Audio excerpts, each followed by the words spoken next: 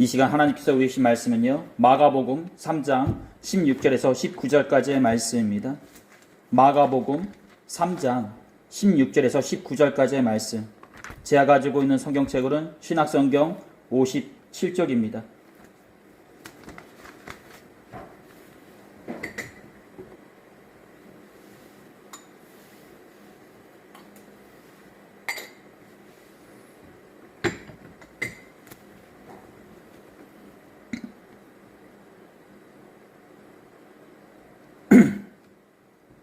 (16절부터) (19절까지의) 말씀 다 찾으신 줄 믿고요. 제가 한 절 읽고 여러분 한 절 읽다가 마지막 19절은요 다 같이 읽도록 하겠습니다. 이 12를 세우셨으니 시몬에게는 베드로란 이름을 더하셨고 세베대의 아들 야고보와 야고보의 형제 요한이 이 둘에게는 보아너게 곧 노레의 아들이란 이름을 더하셨으며 또 안드레와 빌립과 바돌도메와 마테와 도마와 알페의 아들 야고보와 및 다데와 가나나인 시몬이며 또 가론 유다니 이는 예수를 반자더라. 아멘. 오늘은 여러분들과 아무것도 아닌 존재를 불러서라는 제목으로 다같이 하나님의 말씀 나누고 하겠습니다. 우리 말씀 나누기 전 앞뒤 좌우로 마음과 정성을 모았어요. 예수님의 이름으로 축복의 인사 나누도록 하겠습니다. 예수님의 이름으로 사랑하고 축복합니다. 예수님의 이름으로 사랑하고 축복합니다. 말씀 나누고 하겠습니다.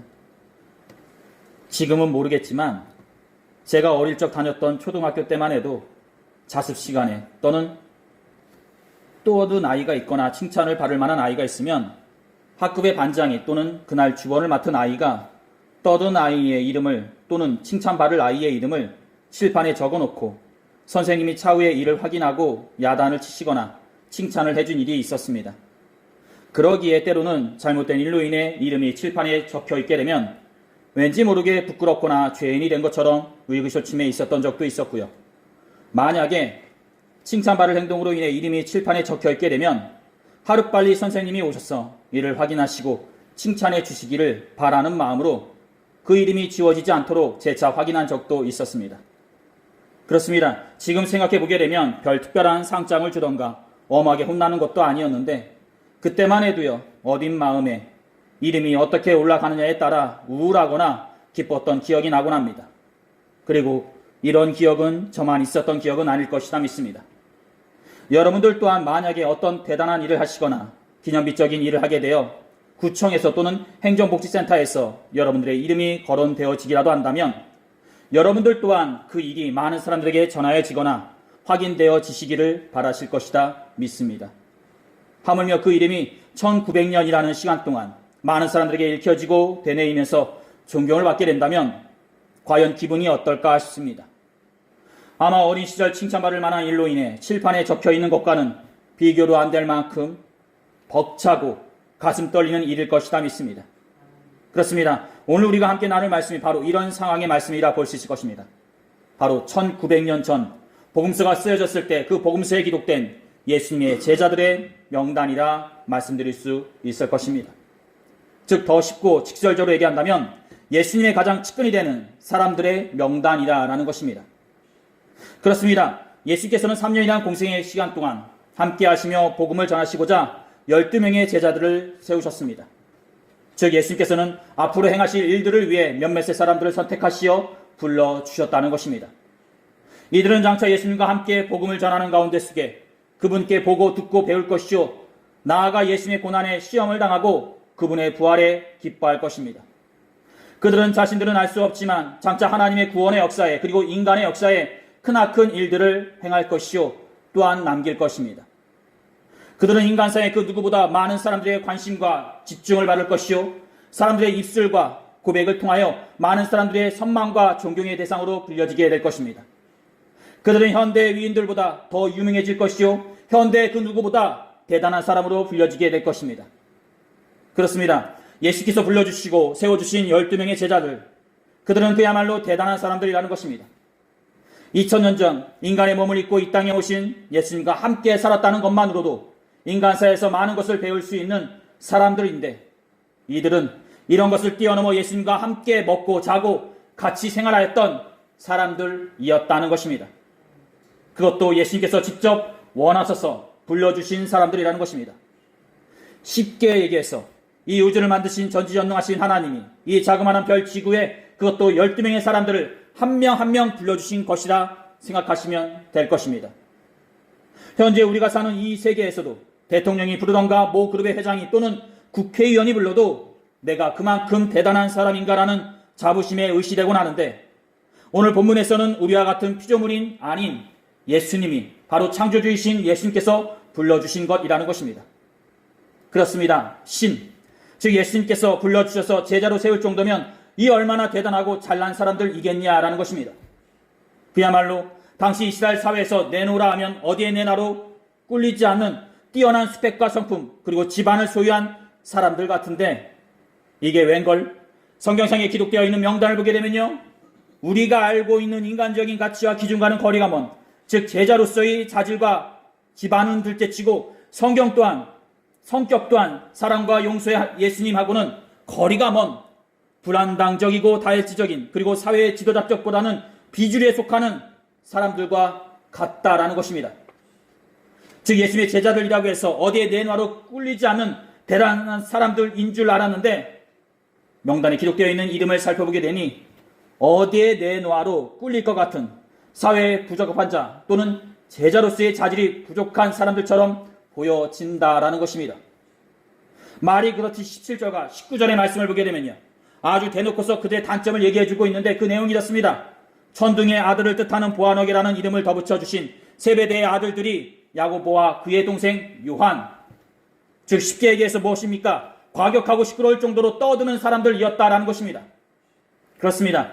그들은 사마리아 지방의 한 마을 사람들이 복음을 받아들이지 않자 예수님께 불을 명하여 저들을 명할 것이 어떻겠냐라고 하며 제안할 정도로 과격하고 잔인한 자들이었다라는 것입니다. 또한 그들의 어머니는요, 예수님께 찾아와 자신의 아들들을 예수님의 우편에 한 명은 좌편에 세워달라고 부탁할 정도로 자리욕이 강한 자이기도 하였다라는 것입니다. 즉 자식이나 부모나 본을 바를 만한 사람들은 아니었다라는 것입니다.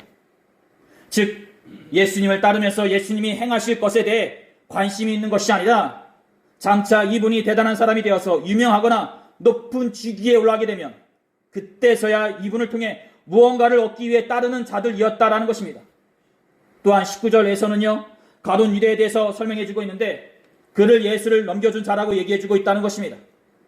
즉 세상을 구원시키기 위해 예수님 다음으로 그분의 뒤를 이어서 하나님 나라의 복음을 전해야 할 제자가 도리어 남보다 못하게 스승을 팔아 넘겼다는 것입니다. 그야말로 제자라고 얘기하기에는 뭔가 부족한, 아니 그와는 거리가 멀어 보이는 그런 분류의 사람들이었다라는 것입니다. 하지만 이들이 전에는 어떤 환경 속에 어떤 생활을 하였으며 어떤 성품을 가지고 있는 것을 떠나서 이들은 현재 예수님께서 불러주셨고 또한 부활 승천 후에는 이들을 통해 세계 곳곳에 복음이 전해지고 크나큰 기적들과 일들이 행하여졌다는 것입니다. 그렇습니다. 지금 현재 겉보기에는 비주류에 속하는, 즉 제자로서는 합당치 않은 사람들로서 보여지지만 예수께서는 이들을 통해 일을 하셨고 이들을 통해 세계를 변화시키셨다는 것입니다. 그리고 지금 현재 이런 사람들을 통해 당신의 살아계심을 전하시고 계신다는 것입니다. 그렇습니다. 중요한 것은 그들의 지금의 모습이 아니라는 것입니다. 중요한 것은 그들이 예수님의 부르심에 순종하였다는 것이고 또한 그분에 의해 쓰임을 받았다는 것이지 그들이 사회에 있을 때의 위치와 생활이 중요한 것이 아니라는 것입니다. 즉 지금의 나의 현재의 모습이 아닌 내 안에 품고 있는 중심을 보시고 내 안에 품고 있는 그 무엇을 보셔서 주님께서는 그것을 통해 장차 큰 일을 행하신다는 것입니다. 우리가 가끔씩 말씀을 나누는 도중에 다윗에 대해서 말씀을 나누는 경우가 있는데 다윗도 하나님께서 사무엘을 통해 기름을 부으실 때만 해도 그렇게 대단한 이력을 가지고 있던 인물이 아니었습니다. 당시만 해도 그는 골리앗을 이겼던 장수도 아니었고 많은 사람들에게 존경과 추앙을 받던 인물도 아니었습니다. 그렇습니다. 그는 그저 이새의 막내 아들로서 양을 치는 자에 불과하였다라는 것입니다. 하지만 하나님께서는 그의 이런 겉모습을 보신 것이 아니라 그 안에 숨겨져 있던 하나님을 향한 믿음과 사랑을 보셨던 것이고 그의 이런 내면을 보시고 하나님께서는 그를 선택하시어 왕으로 세우셨던 것입니다. 그렇습니다. 이렇듯 오늘 본문에 나오는 제자들도 마찬가지인 것입니다. 아니 더 나아가 현재 이 자리에 앉아있는 우리들도 마찬가지인 것입니다. 예수님께서는 현재 우리의 삶에 재정적 풍요로움과 기독교인으로서의 자질을 보시고 우리를 불러주신 것이 아니라 우리의 마음속의 겸손함을 보신 것이고 나아가 성령님의 부르심 가운데 우리가 순종하였기에 이 자리에 있는 것입니다. 사랑하는 성도 여러분, 우리가 예수님 앞에 내세울 수 있는 것이 무엇이 있을까 싶습니다. 아무것도 없을 것이라 믿습니다. 즉 오전의 말씀을 잠깐 나눴던 것처럼 부족한 자, 항상 주님 앞에서는 부족한 자로밖에 서 있을 수밖에 없다는 것입니다. 우리의 사회적 위치, 우리가 지금까지 쌓아놓은 명성, 우리가 가지고 있는 자원들, 이 모든 것들은 예수님 앞에서는 다 아무것도 아닌 것입니다. 즉 주님께서는 우리가 가지고 있는 것들보다 더 많은 것들을 가지고 계시기에, 심지어 우리가 가지고 있는 것들 또한 다 주님으로부터 나왔기에 우리는 주님 앞에 그 무엇도 내세울 것이 없다는 것입니다. 다만 우리는 그분의 보살핌과 인도하심에 감사할 따름이요, 우리가 그분께 할 수 있는 것은 감사와 긍휼하심을 바라는 것밖에 없다라는 것입니다. 즉 항상 종된 자로서 주님 앞에서 그분의 자비를 구하는 수밖에 없다라는 것입니다. 사랑하는 성도 여러분, 2000년 전 예수님께서 제자를 불러주셨을 때 주위의 많은 사람들과 제자들 또한 지금도 이렇듯 대단하고 존경받는 사람이 되어 있을 것이라고는 아무도 상상하지 못하였을 것입니다. 하지만 현재 그들은 그렇게 되어 있고요, 그들의 모습과 이력을 통해 많은 사람들이 신앙의 도전을 받고 있고 위로를 얻고 있다 볼 수 있을 것입니다. 예수님이 부활승천하신 후 그들을 통해 이곳저곳에서 복음이 선포되어졌고 이곳저곳에서 수많은 기적들이 일어났습니다. 예수님께서는 고작 세상적인 판단으로 별 볼 일 없는 12명의 사람들을 세우셨지만 그 12명의 사람들이 상상을 뛰어넘는 일들을 행하였던 것입니다. 사랑하는 성도 여러분, 그렇습니다. 예수님께서는 현재 그들의 모습과 처지를 보신 것이 아니라 그들의 순종과 겸손함을 보셨던 것입니다. 그리고 지금 현재 그 부르심을 받은 이 땅의 모든 백성들 또한 주님께서는 현재의 처지와 형편을 보시기보다 그 부르심 가운데 행해진 우리들의 순종과 겸손함을 보십니다. 사랑하는 성도 여러분, 우리 모두 다 주님의 부르심 가운데 순종하여 겸손하게 주님의 전에서 예배를 드리는 것처럼 서로 형제되고 사랑하는 지체들로서 서로를 보듬어 주시고 이끌어주는 주님의 복된 성도분이 되시기를 두 손 모아 축원드립니다. 그러므로 서로 하나된 지체들로서 맡겨진 수명 가운데 복음을 전하고 그 복음 안에서 서로 신앙생활에 나가는 저와 여러분들이 되시기를 두 손 모아 축원드립니다. 2000년 전 예수께서 12명의 제자를 불러주셨을 때 그들은 각자의 생활 방식과 성격이 있어서 서로 하나가 된다는 것이 말처럼 쉽지가 않았을 것입니다. 하지만 그들은 부름받은 자들로서 서로 성령님 안에서 하나가 되어갔고 각자의 방식과 모습으로 예수님을 증거하며 하나님의 나라를 전하였습니다. 즉 세상적으로 보았을 때는 별 볼 일 없는 12명의 제자들이라 하여도 예수께서 불러주셨던 것처럼 그 부르심 가운데 그들은 순종하여 은혜 가운데 능력 있는 자들로서 주님을 전하였다라는 것입니다. 사랑하는 여러분, 그렇습니다.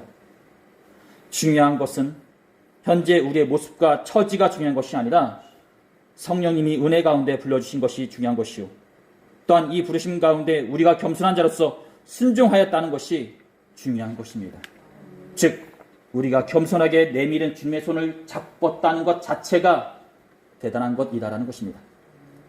우리가 은혜 가운데 부르심을 받은 자들로서 서로 협력하고 사랑하고 각자의 삶의 모습에서 주님을 전하는 저와 여러분들이 되었으면 합니다.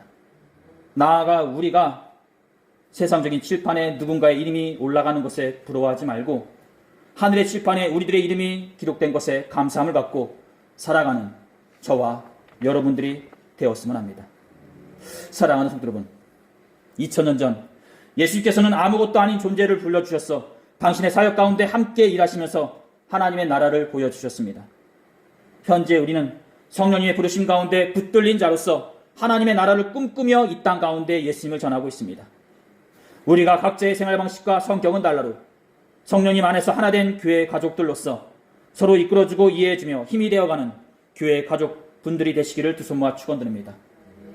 현재 우리는 복음서를 통해 예수님의 12제자들의 이름을 복원합니다. 그리고 그 이름을 얘기할 때마다 우리는 제자들 각자의 업적들을 생각하곤 합니다. 그 중에는 밤모섬에 유배되어 12명의 제자들 중에서 마지막까지 남아 계시록을 작성한 제자도 있고요. 그 중에는 예수님과 같이 십자가형의 바른 자세로 죽는 것이 옳지 않다고 생각하여 십자가에 거꾸로 매달려 죽은 제자도 있고, 어떤 제자는 잘못된 판단으로 인해 목을 메어 아직까지도 예수님을 팔아넘긴 자로서 기억되어진 자도 있습니다. 각자가 예수님의 부르심 가운데 서로 의지하고 협력하는 가운데 예수님을 따랐지만 마지막에 그들의 모습은 각자가 달랐던 것입니다. 사랑하는 성도 여러분, 오늘 말씀을 나누면서 제자된 우리의 모습은 각자 어떠한지 살펴보았으면 합니다. 이 자리에 앉아 계신 여러분들은 다들 하나님의 은혜 가운데 옳은 길을 걷고 있고 다들 하나님에서 맡은 바 직분과 자리에서 쓰임받고 있음을 믿습니다. 그 쓰임받음으로 이 교회가 지금까지 버티고 있고 이 지역 가운데 작은 영향력을 끼치고 있음을 믿습니다. 그 사실을 잊지 마시고요. 오늘도 제자된 주님의 백성들로서 복음을 전하시고요. 선한 영향력을 끼치시는 제자된 성도분들이 되시기를 두 손 모아 축원드립니다. 오늘 하나님께서 우리에게 주신 말씀은 여기까지입니다. 기도하시겠습니다.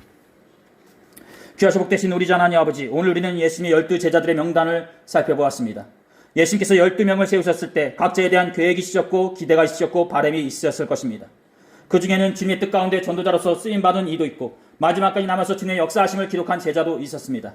하지만 한편으로는 주님의 마음을 아프게 한 제자도 있었습니다. 현재 우리 또한 주님의 은혜 안에 불러주신 것에 감사함을 드립니다. 우리를 불러주시면서 우리 각 개인을 향한 계획이 있음을 믿고 우리 공동체를 향한 비전이 있으심을 믿습니다. 우리 모두 다 제자된 자들로서 주님의 명단에 올라가 있을 때에 주님을 흐뭇하게 미소짓게 하는 제자들로서 있게 하여 주시옵소서. 오늘도 이렇듯 예배의 자리에 불러주신 것에 감사함을 드리며 이 모든 기도를 우리 주 예수 그리스도 이름으로 간절히 기도 들었사옵나이다.